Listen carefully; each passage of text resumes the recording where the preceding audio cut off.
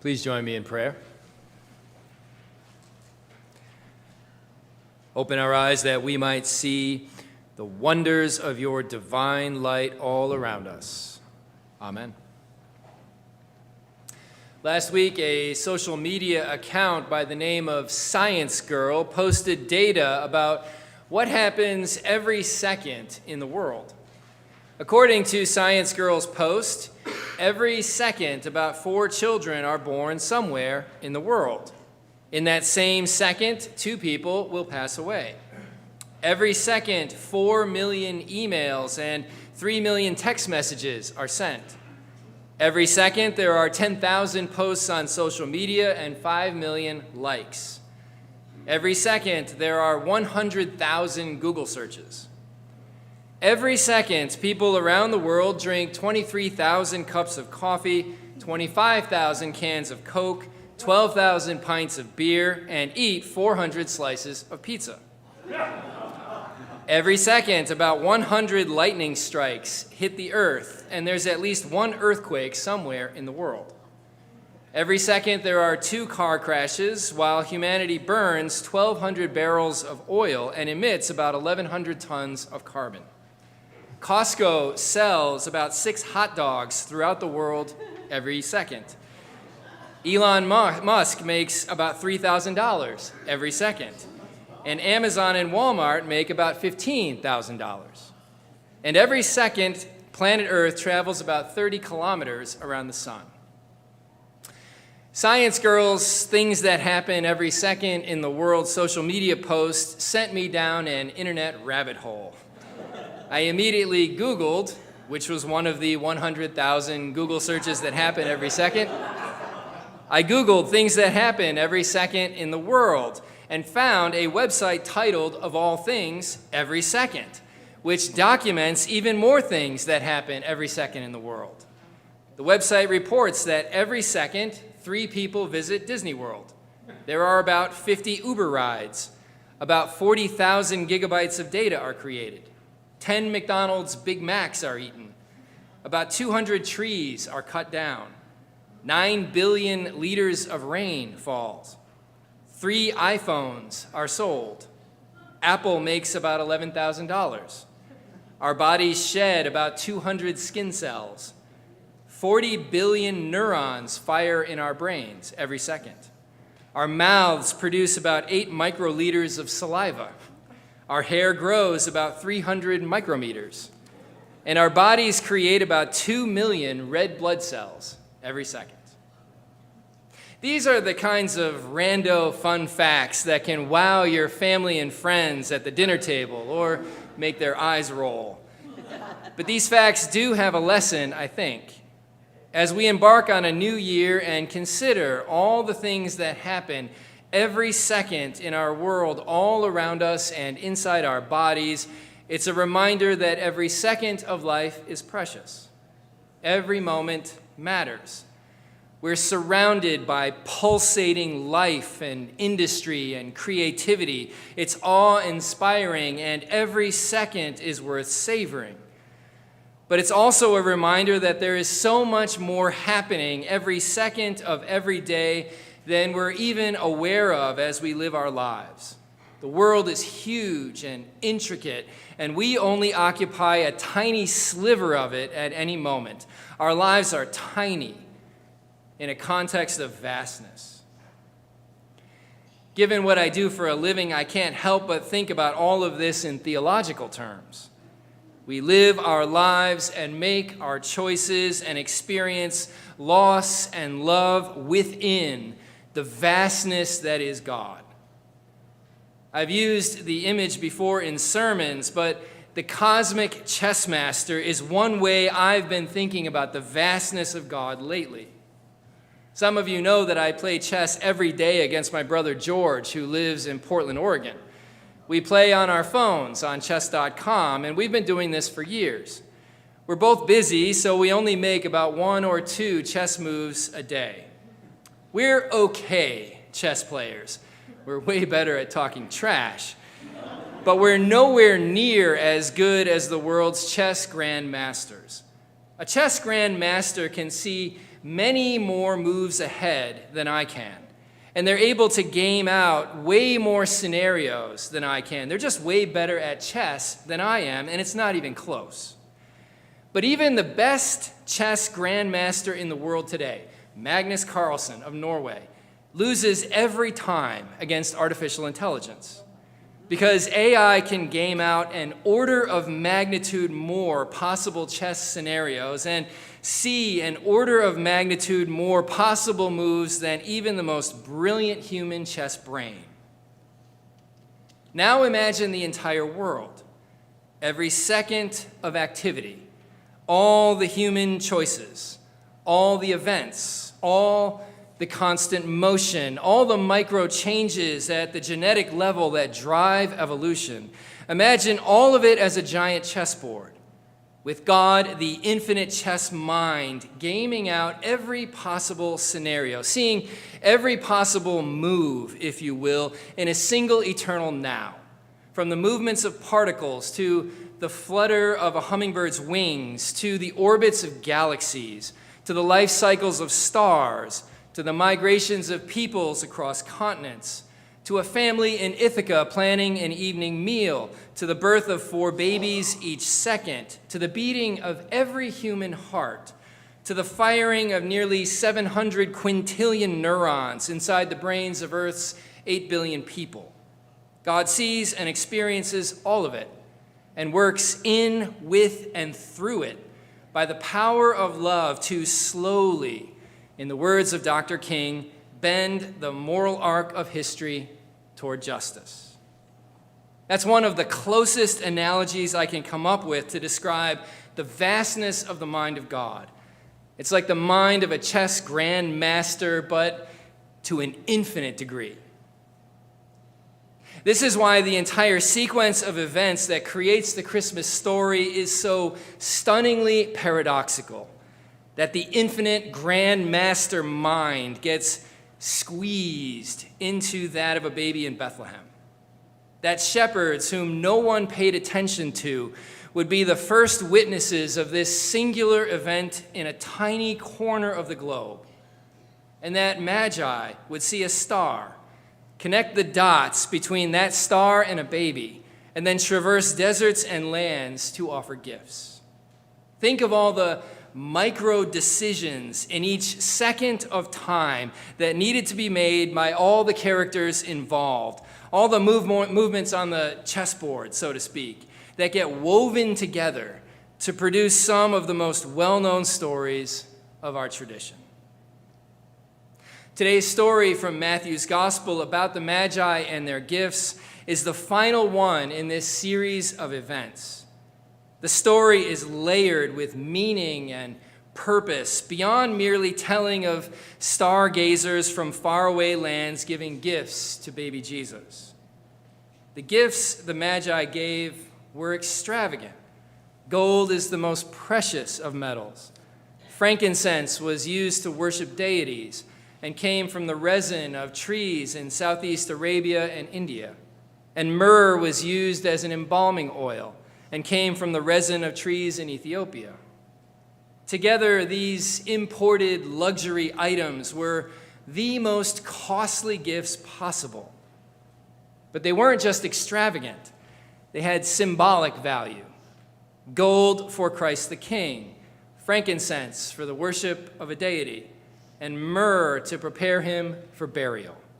Gifts for Christ the King, Christ the Divine One, Christ the Crucified One, which is why the lyrics of our hymn, We Three Kings, includes these words, "Glorious now, behold him arise, King and God and sacrifice."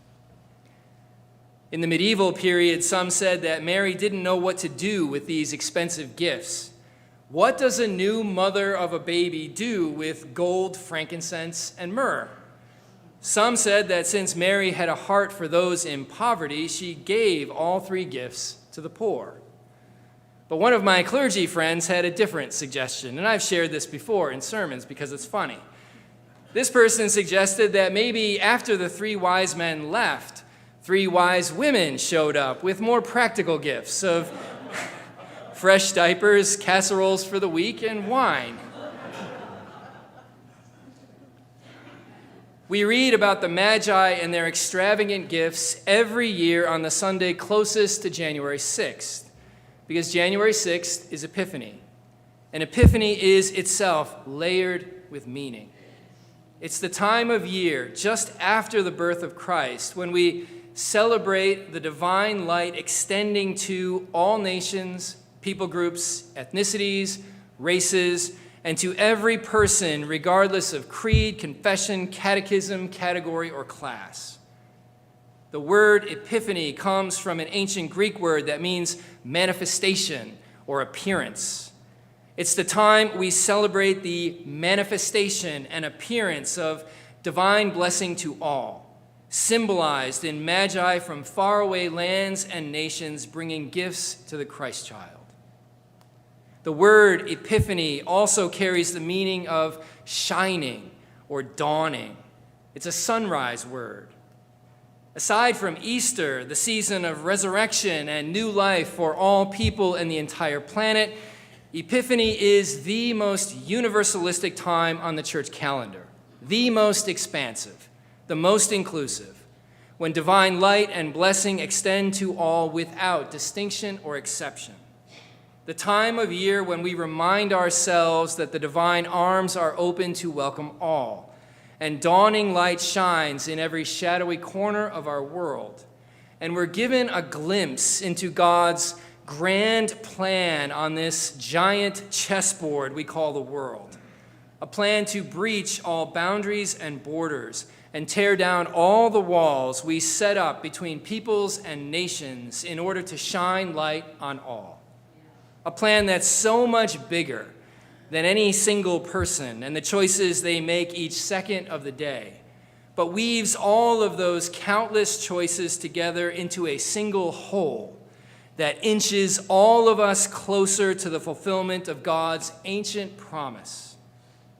A promise God made to Abraham and Sarah way back in the book of Genesis, that through their descendants all the families of the earth would be blessed.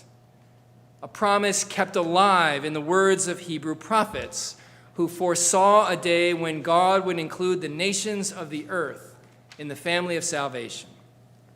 And a promise that began to be fulfilled when God entered our world at Christmas, to begin a ministry motivated by love and compassion, to seek and save the lost like a shepherd herding sheep, regardless of their background or state in life. This is what Epiphany is: the manifestation, the appearing, the shining of divine light on all. The three magi from foreign nations are the first to glimpse it. Each day, each second of the day, we can play a role in Epiphany. The countless micro decisions we make as we move through our tiny sliver of the world become part of God's grand intention of shining divine light on everything. We play a fraction of a role on the global chessboard, but God takes each one of our choices and weaves them into the whole tapestry. So what we do matters. Last week, writer Terrence Harrington made this exact point on social media when he wrote, "You may think that you are completely insignificant in this world, but someone drinks coffee every morning from their favorite mug that you gave them. Someone heard a song on the radio or on Spotify that reminded them of you. Someone read the book that you recommended and plunged headfirst into it. Someone remembered your joke and smiled after they returned home exhausted from work in the evening. Someone loves themselves more because you gave them a compliment. Never think," said Terrence, "that you have no influence whatsoever. Your trace, which you leave behind with even a few good deeds, cannot be erased." Think of all the micro decisions involved in each one of those acts. going to a store or clicking online to select just the right coffee mug or book to give to a friend, which becomes their favorite mug or book. Or the micro decisions involved that led to the conversation where you shared a joke with someone that months later still makes them smile when they come home tired from work. Or the micro decisions involved in someone doing something that led you to compliment them, which helped them feel more confident. And then each one of those micro glimpses of divine epiphany light gets passed on, as the friend who got the mug or the book or heard the joke or received the compliment and felt loved, then passed that light on to someone else. And that someone else gets a boost and passes epiphany light on to another person. And that person gets a confidence boost and passes it on to someone else. And on and on and on it goes. And God takes all of those micro epiphanies each second of each day and threads them into the whole at the global scale to nudge all of us closer to being more inclusive and more loving and more compassionate, connecting all of us more deeply to what Richard Rohr calls the universal Christ, which is divine light and love in all things. Our choices matter. And the more good choices we make, the more epiphany light we shine, the more God has to work with as God continually creates this global tapestry. I was reminded of the power our decisions have within the global whole when I read a story this past week about a group of Buddhist monks on a peace walk. I want to close with their story, which is timely given the military action yesterday in Venezuela. Back on October 26th, this group of about 24 Buddhist monks, accompanied by their dog Aloka, began their walk in Fort Worth, Texas. As of yesterday, day 70 of their journey, they'd made it to Good Hope, Georgia.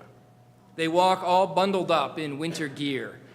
Their destination is Washington, D.C. It's called the Walk for Peace, and it's part of Buddhism's long tradition of activism for peace. Each stage of their journey is documented on the group's Facebook page. One of their recent Facebook posts said, quote, "We do not walk alone. We walk together with every person whose heart has opened to peace, whose spirit has chosen kindness, whose daily life has become a garden where light grows." The Facebook page has amassed hundreds of thousands of followers. And yesterday's post from Good Hope, Georgia, made me think of just how impactful our individual choices can be.